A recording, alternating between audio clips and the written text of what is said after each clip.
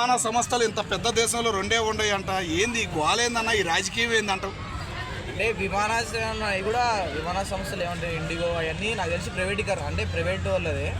అంటే దానికి కూడా ఇప్పుడు సెంట్రల్ గవర్నమెంట్ పరంగా సెంట్రల్ పరంగా దానికి ఆంక్షలు అనేవి మనం విధించడానికి తక్కువ ఉంటాయి.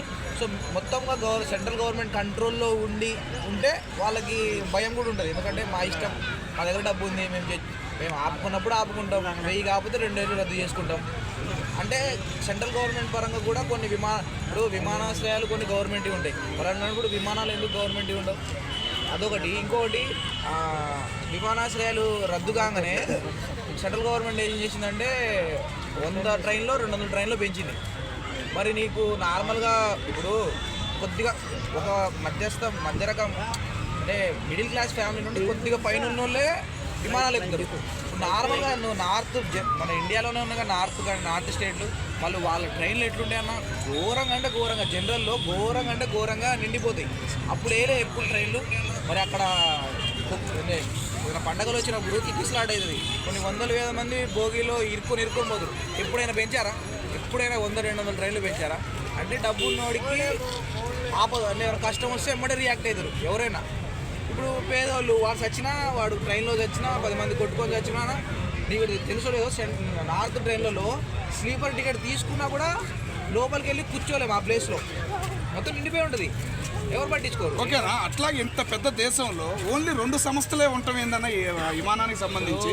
4-5 సంస్థలు పెంచొచ్చు కదా, గవర్నమెంట్ ఎందుకు చర్యలు తీసుకోవాలి? ఆకాశమే నీ హద్దురా సినిమా చూసినావా?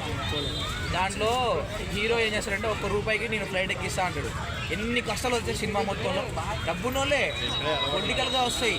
ఇప్పుడు ఇక్కడ మన దగ్గర కూడా ఒకడు అంటే స్టార్టప్ పెడదామని ఫ్లైట్లు పెడదామని అనుకుంటాడు, కానీ వాళ్ళని ఉన్న వాళ్ళు ప్రెజర్ పెట్టడం, ఈ పొలిటీషియన్స్ పెట్టడం వల్లనే వాళ్ళు పెట్టలేకపోతారు. లేకపోతే ప్రతి దాంట్లో కాంపిటీషన్ ఉంటుంది.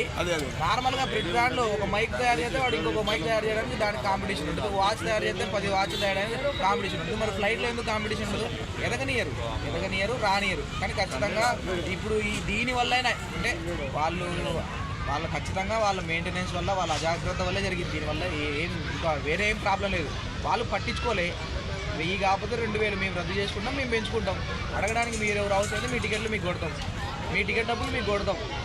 తర్వాత నుంచి మళ్ళీ మీకు దిక్కు లేక మా దగ్గరికే రావాలి, ఇంటికోనే ఎక్కాలి, ఖచ్చితంగా ఇంటికోనే ఎక్కాలి, మీకు ఇంకో ఛాన్స్ లేదు అంటున్నారు. ఇప్పటికైనా జనాలు రియాక్ట్ అయ్యి ఏదైనా ఇష్యూ తీసుకొని గవర్నమెంట్ పరంగా సెంట్రల్ గవర్నమెంట్ పరంగా ఫ్లైట్లు తయారు చేసుకోవచ్చు. ఎందుకంటే మనకు డబ్బు ఉంది, మన ఇండియా డెవలప్ అవుతుంది. ఇప్పుడే